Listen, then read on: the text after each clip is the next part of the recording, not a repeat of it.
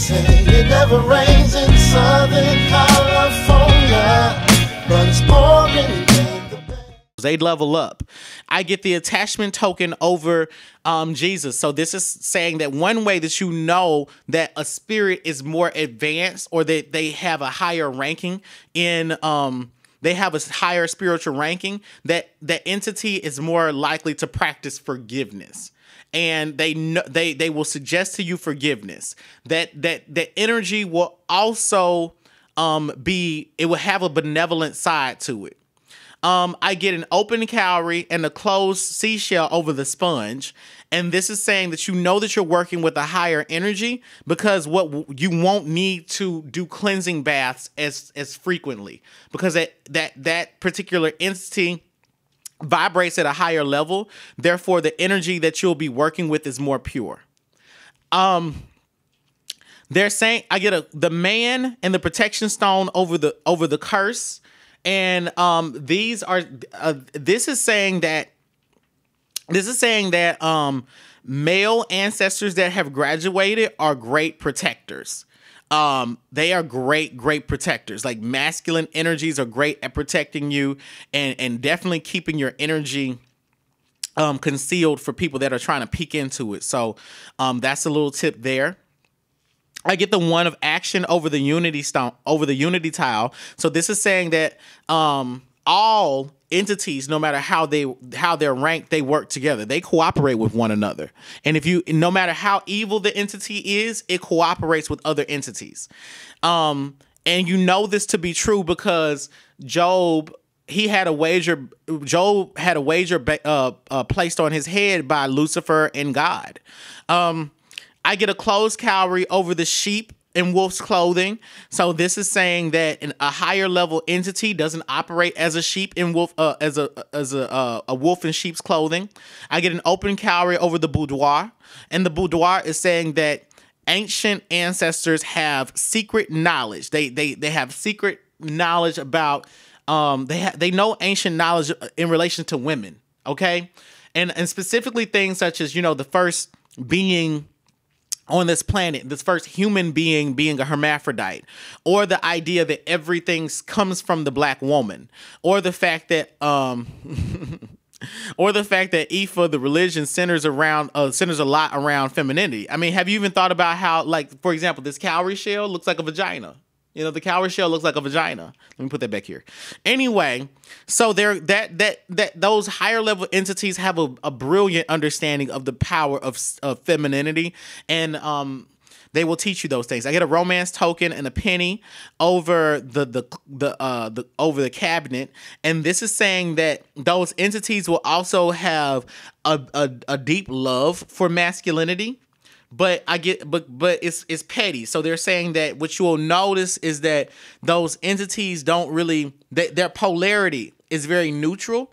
They intuit from a very feminine place, and they protect from a very masculine place. I get an open cowrie over the microphone. So this is saying that you'll know a higher ranking entity because it's loud. So you'll know if you're speaking with a powerful spiritualist or a powerful psychic, because their energy will boom. It will have a boom to it. Only booming voices will sound like God. The louder the voice, the louder you speak, the closer to God you are. So I get an intelligence token over the hypnotic bottle. And this is saying that a higher level entity is very intelligent. And they can hypnotize you, but you're probably like, well, I mean, Satan knew the Bible, but I mean, Satan was a high level entity that worked in cooperation with God, and is God worse than Lucifer because God placed a wager on Job's head, and then he was like, yo, we're playing this game. I mean, God and Lucifer, polarity. Anyway, why is my, I'm sorry, y'all. I got my dang on pendulum in this video. Sorry. I got the witch token over the teacup. So this is saying that a high level entity doesn't typically stir the pot. They don't spill the tea. They don't really get involved in the drama. They give the truth. I get the elephant and the woman over the mirror. So this is saying that higher level entities help you to see through the illusion of life. Okay, so there is a spiritual hierarchy, and this is how it's determined. Those higher level entities, no matter their polarity, they should be able to see through the illusion of things. Because if you can't see through illusions, then you're definitely a low level entity. I mean, it's a lot of good-hearted people out here. You know what I mean? There are a lot of people that have very good intentions. They're just not enterprising people at all. Okay, they're completely fine working at. They're completely fine with their tax returns for the past 5 years, showing a very incremental increase. I'm talking about a less than 2% increase in their income. They're fine with that, but they have a good heart though.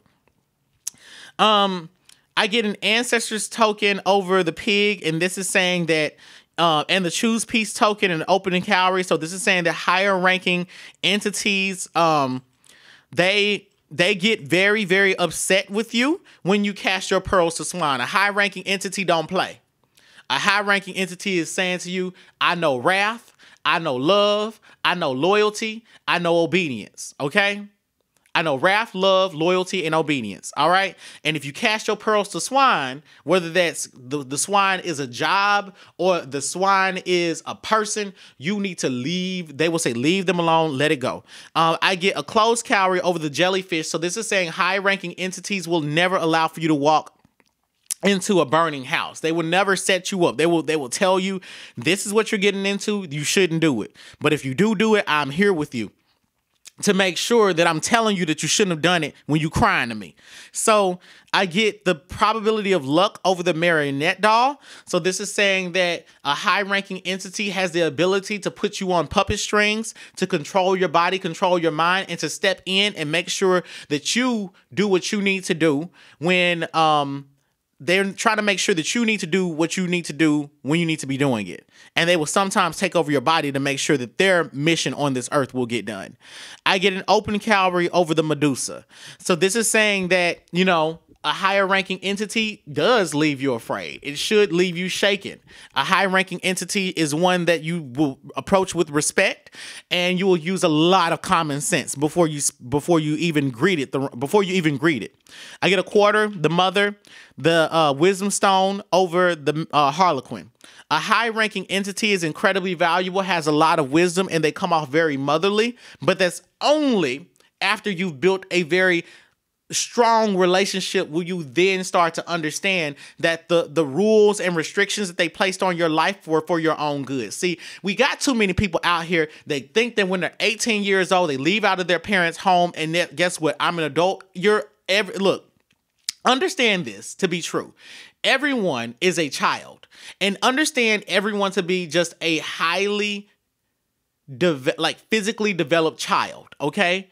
Everyone is a child. And you have to understand that if spirit tells you, for example, my spirit tells me, get your ass up at 8 o'clock in the morning, and at 9:45 at night, you will pray and meditate in your closet. You don't need to know why, but I said do it. And now that I did it, I didn't know what it was. It was for my own good. It is giving me a regimen and help me to better control my spiritual power in that closet. And I can tap into silence at any time, which is a beautiful thing.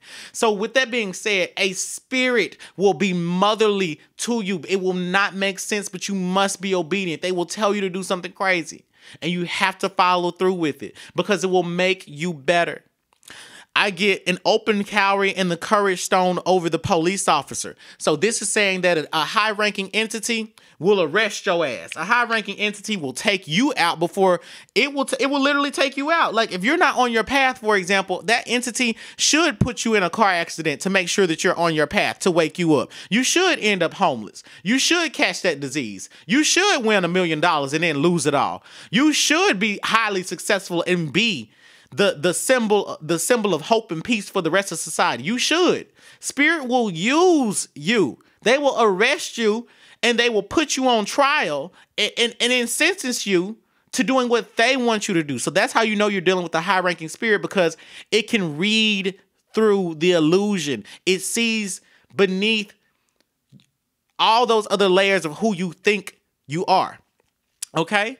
I get the direction token over the Black Plague. So this being pointing north is saying that they will never lead you into a situation that will cause you to get ill or sick, death, disease, no harm. Okay. So if you are working with any entities that have not met any of these requirements that have been spoken about in this reading, then it's not a high level entity. And you probably have weak ass ancestors. Burn some ancestral money. All right, so now I'm about to answer a couple of more questions. So let me clean this up. Just 1 second.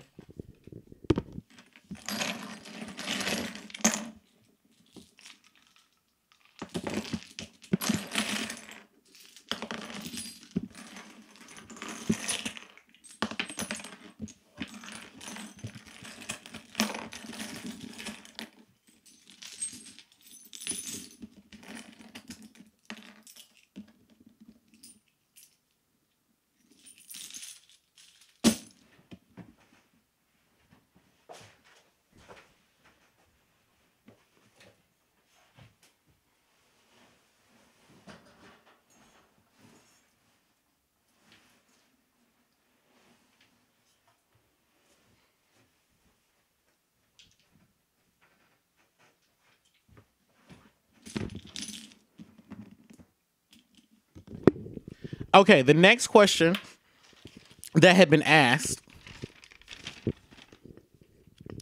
what are the signs that ancestors should be removed from an altar?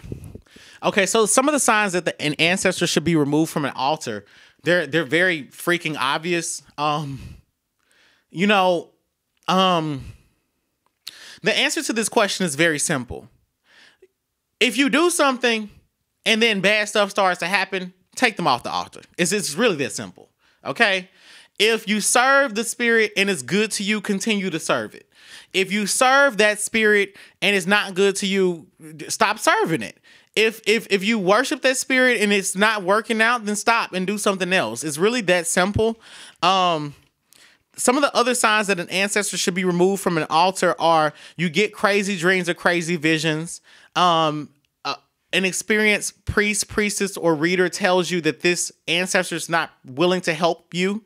The other signs that an ancestor should be removed from your altar are that you know in your heart and in your spirit that this person did not that this person didn't repent from their old ways, that they lack spiritual direction on this earth, and you can expect them to lack that same direction on the other side. Another sign that an ancestor should be removed from your altar is that you don't feel connected to that particular ancestor when you're giving them offerings, when you're worshiping them, or you feel like they're not answering you quickly enough because they may not be ready to help you. Another sign that an ancestor should be removed from an altar is if you know that ancestor has reincarnated. I feel this intuitively, as though you can still deal with the echoes of that energy, but at the same time, they're also saying that should you know that person has reincarnated, perhaps you should put that the person that died and the person that they reincarnated as both on the altar to strengthen your ancestral worshiping power. Another sign that you can take that the ancestors should be removed from an altar is, if there are if you feel that there's a poltergeist in your home, things, pictures start falling off the walls, your kids are acting crazy, or anything that is negative, or anything that it has a neutral effect in your life. If it's negative, if it's neutral, I call it negative myself because it ain't positive. So with that being said, those are some of the ways that you should know how to remove someone from an altar. And I'm sure S. Ali Myers, Enlightenment Transformation, and Iyanla Vanzant have more answers to that particular question. Okay, how do you know if you have strong ancestors? One of the ways in which you know that you have strong ancestors is you have a strong life, okay? If you are struggling to make ends meet, you don't have, and you have weak ancestors. If you are in a situation that you know you shouldn't be in, that's romantic, you living with somebody you ain't supposed to be living with, you know you got weak ancestors. If you got a business that's not thriving and you filing for bankruptcy and you don't know how you gonna get out of it, you got weak ancestors. If you are in jail and you know that you did what you did, you got weak ancestors. Like, look, you got weak ass ancestors. Ancestors don't just look, ancestors are not just these sentient beings that just protect you. You work with the ancestors. So if you're in jail and you did it, then clearly your ancestors are weak because they would have told, like, you didn't work with them and they weren't strong enough to get through to you. And the only way that you can make them stronger is burning ancestral money, worshiping them, building yourself up. See, the thing is, you can't change anybody else. You got to change yourself. You can't change those spirits. You can't change those entities, but you can change yourself. You can make yourself stronger.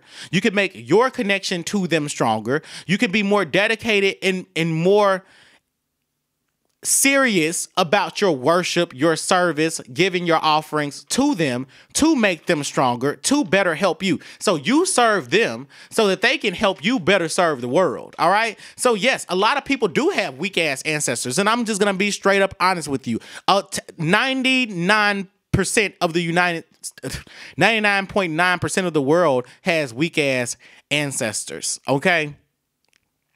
And that's being very honest with you. You will know that your ancestors are weak because your lifestyle is weak. You lack discipline. You're not obedient. You don't get anything done. You're not living out your dreams. You're working the same job, not working a career, not trying to even find a career. Worship in your praise is weak. You are weak. But guess what? You don't have to stay there. You can always get stronger.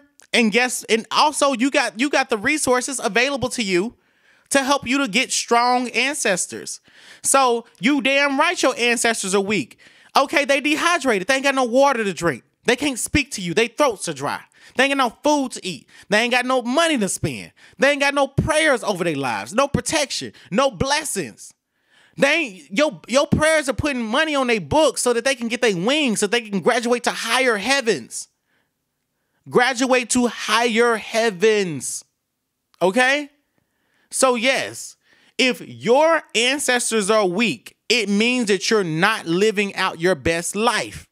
If you know that right now you can't say, I love my life in its fullness, you have more work to do with your ancestors to make sure that you're bringing heaven on earth. A lot of y'all having these crazy ass dreams because you live in a crazy ass life. Stop calling my phone and getting these readings, asking me about these dreams that are completely representative of a crazy ass lifestyle that you're living. So be in alignment and be less like your ancestors. Teach them how to walk obediently and give them water so that they can be replenished along their journey so that they can be more like you. And they're going to give you their guidance. Trust and believe me. What supplies are needed for an ancestral altar? Well, I say that the most basic supplies that you will need, and this comes from my own experience. I apprenticed under a Apollo priestess named Reverend Priestess Callista in Jonesboro. I apprenticed under her for about 2 years. And in my experience of working under her, she said, it all starts with the water and the candle. Now, with that being said, my spirits have given to me a bit more instruction, and I found that this instruction follows along with what Priestess Callista's spirit guides have told her, and it also follows along with Iyanla Vanzant, who is a Yoruba priestess and or Ifa priestess, and what they've told her.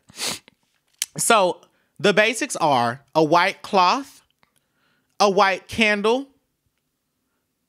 spring water, and a holy item such as a Bible, the Torah, the Quran, alekes. Look, those are all pendulums, crystals, whatever. Pick a holy item. All right, don't overcomplicate this. But those are the basics that you'll need for the ancestral altar. But I behoove you to be sophisticated with it, to make it gorgeous, and you already know what to put on. You already know what to put on it. You have the resources for it. I'm not gonna give it because, like I said, I should be giving a more advanced course on this, but this is the closest that you're gonna get to a crash course. So accept that. If you got more questions, go to S.I. Lee Myers, Enlightenment Transformation, or read a book. Iyanla Vanzant's Tapping the Power Within. All right. What offerings do they accept? So the offerings that they accept, the main one, they love libations. Okay, now I'm gonna say this. I'm in voodoo, so I know that these motherfuckers love them some spice rum. Okay, spice rum and some cigarettes. Now Newports to be exact. Now for y'all that are doing now for you, if you're asking these questions, you're definitely not that advanced, and you definitely are not at that level. And I'm not the person to even teach that to you, because you'll need you will have you will encounter someone that is initiated that will help you with that. But this is not a video about that type of shit. So the offerings that they accept, they'll accept a range of offerings, but you need to get creative. If you're gonna give them some Twinkies, you giving them some Twinkies because you want them to sweeten up a deal for you, and it's got a good feel. It has a cream feeling, which means you have a good feeling, FEELING, about it. And cream, you gotta think, you leave them some Kool-Aid, it's to sweeten up the deal. And perhaps if it's green Kool-Aid, it's to sweeten up a money deal. If you give them some coconut Bacardi, maybe you want to give them something exotic. Sometimes it's just, grandma like chocolate chip cookies, so I'm going to leave grandma chocolate chip cookies.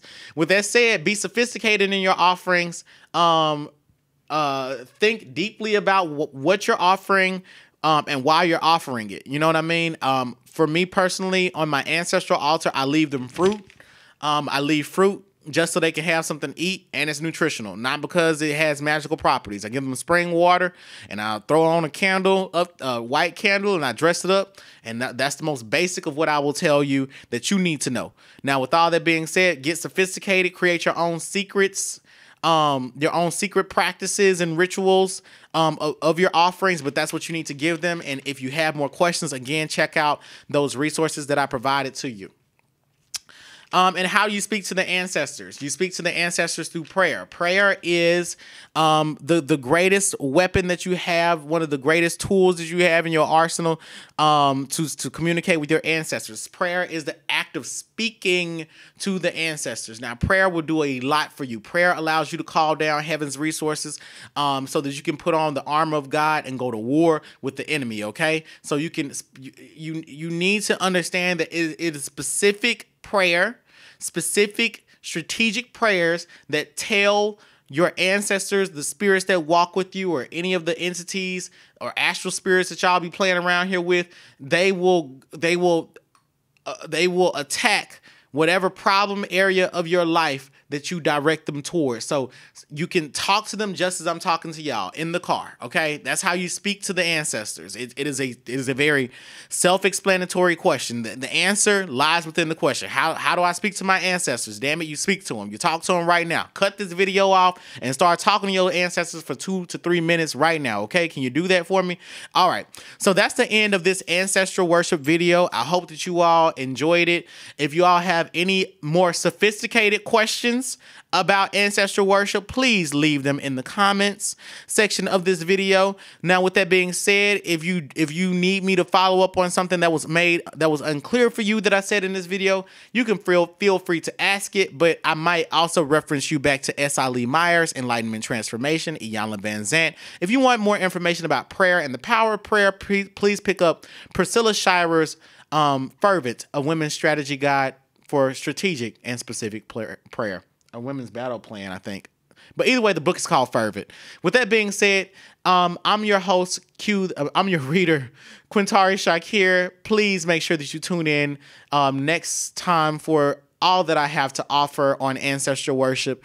And make sure that you subscribe to the Patreon, patreon.com/Black Spectrum Network. All right, bye. It's been a long time, but I still got love